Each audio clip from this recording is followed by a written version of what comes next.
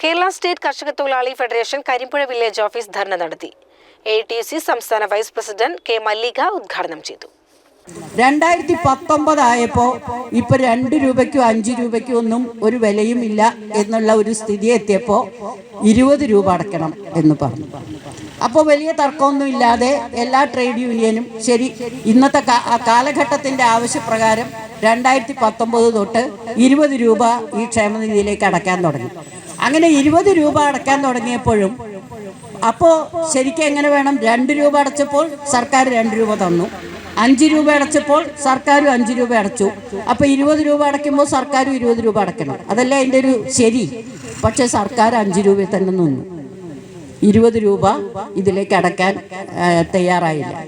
അങ്ങനെ ഇത് തുടങ്ങിക്കഴിഞ്ഞപ്പോൾ ആദ്യം ഇതിലൊരു വാർഷികാനുകൂല്യ സഹായം എന്ന നിലയ്ക്ക് 625 രൂപയാണ് പെൻഷനായിട്ട് ഈ ക്ഷേമനിധിയിൽ നിന്ന് കിട്ടിക്കൊണ്ടിരുന്നത്. എന്നാൽ ഇപ്പോഴോ കുറേ വർഷങ്ങളായിട്ട് 2014 തൊട്ട് നമ്മൾക്ക് ഒന്നും കിട്ടുന്നില്ല എന്ന ഒരു അവസ്ഥയിൽ എത്തി നിൽക്കുന്നു എന്നുള്ളതാണ്.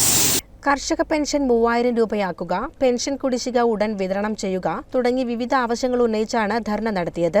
BKMU ജില്ലാ കമ്മിറ്റി അംഗം K. Narayanan, CPI LC secretary Kandayil Narayanan, C. Sankaran തുടങ്ങിയവർ സംസാരിച്ചു.